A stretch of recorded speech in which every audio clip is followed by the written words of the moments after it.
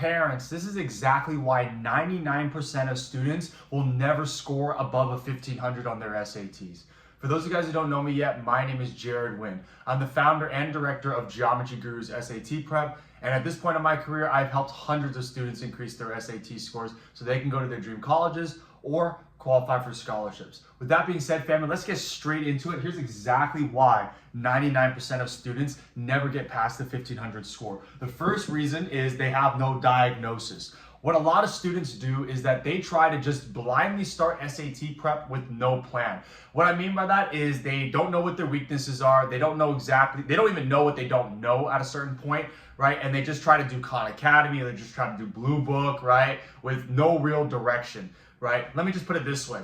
If you went to the doctor would not be able to give you any medicine without figuring out why you're sick. Okay, so if you don't know what your biggest weaknesses are, you cannot actually tackle them. And some students, they do understand that they do need to diagnose their weaknesses so they can target them, but they go about it the wrong way. Here's where a lot of test prep centers and here's where a lot of students go wrong. They assume that just because they got something wrong on the exam, that they need to work on it. Very seldomly, family, is what you work on, what you need to work on, the same thing as what you get wrong on the exam. Let me just give you an example on this, okay? Now, an inexperienced student or an inexperienced tutor, what they'll do is they'll look at the diagnostic and they'll be like, okay, you got this one geometry concept wrong. And they won't figure out why they actually got it wrong. They just look at why that they did got it wrong. And then what happens is they'll just blindly start doing practice problems that look like this particular concept. But in reality, there's so many different factors as to why that person got something wrong on the exam. For example, is it a concept issue? We don't know that yet. Is it a timing issue, right? If you just look at what you got wrong, you won't be able to tell that. Or number three, is it because you're spending so much time on something else on the exam, something in the beginning part of the exam, that by the time you got to this part of the exam, the ending part, you're running out of time, you're panicking, right? You're making silly mistakes, your stamina's gone, whatever. So if you do not understand the why you're making mistakes, then I don't care what type of practice you do, you will never attack the underlying situation, okay? Second reason is no retargeting. So a lot of students, what they tell me happens is that they'll go and do practice by themselves or do it with a tutor, right? They'll go over the diagnostic. They will identify key things that they actually don't understand how to do, but then they will never touch it again for like 2 to 3 weeks. That doesn't make any sense, family. If you understand that you have a weakness, it does not make sense to just do a bunch of problems just for the sake of doing problems. You already understand what the weaknesses are. You need to attack those over and over and over again every single day until that weakness becomes a strength. If you are just identifying the weakness and not doing anything with it for 2 to 3 weeks, then why did you even diagnose in the first place, okay?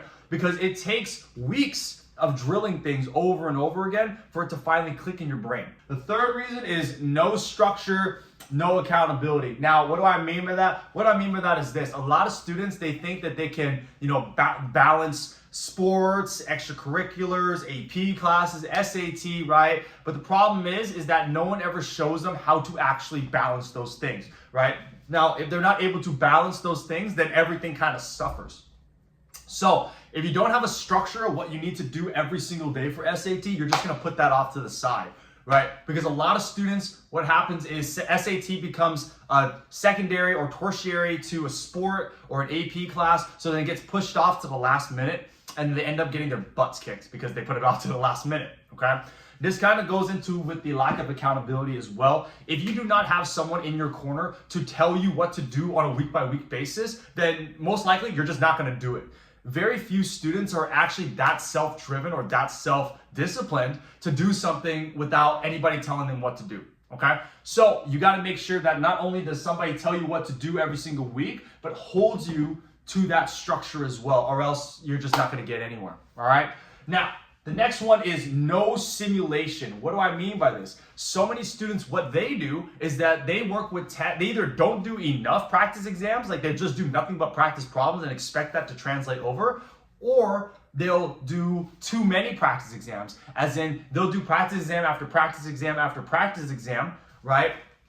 but they don't do any real diagnosis and they don't really do any retargeting like we mentioned here in between each test. Like they will spam practice, they'll spam tests over and over again, right? So both sides suck, right? And then there's the third one that we need to talk about is students, they realize they need to do it. They need to simulate the test, and they realize that they need to do the diagnosis and the retargeting, but they use tests that are just way too easy in comparison to the real thing. So what happens is students will use the College Board Blue Book, or they'll use like a bunch of random tests that they find on the internet, and those tests end up being 100 points to 150 points, way too easy in comparison to the real thing. So they go into the test thinking that they're going to score 1,500, 1,400, but in reality, they're going to get their butts kicked. Okay, so that's why you need to use tests that are slightly harder than the real thing, so that by the time you see the real thing, you're just like, okay, yeah, I've done this a million times, right? It feels like nothing to me.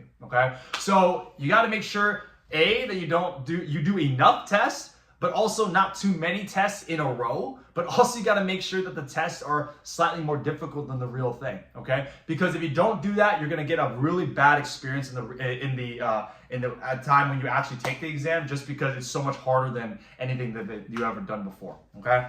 Last but not least, lack of volume or lack of consistency, okay?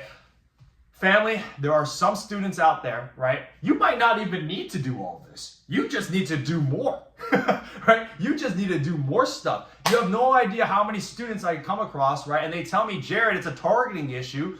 But then when we go into their habits, we find out that they're just not doing enough. They're just not doing enough volume. They're just not doing enough consistency, right? Because you cannot do the diagnosis and you cannot do the retargeting unless you have enough data to actually draw those conclusions, right? Unless you've done enough stuff, raw amount of stuff for us to do those two steps, all right? So, and I know a lot of your teens are probably telling you like, Mom, Dad, I do, 2 hours of SAT work every single day.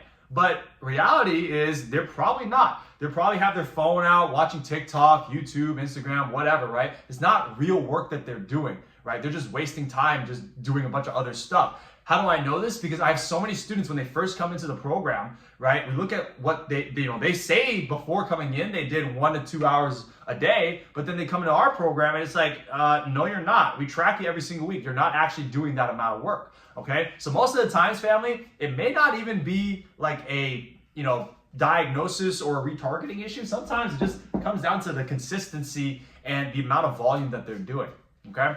So family, that's everything for today's video. This is exactly why 99% of students will never get a 1,500 SAT score. If you guys need help applying these strategies to your team's unique situation, send me an email or a DM.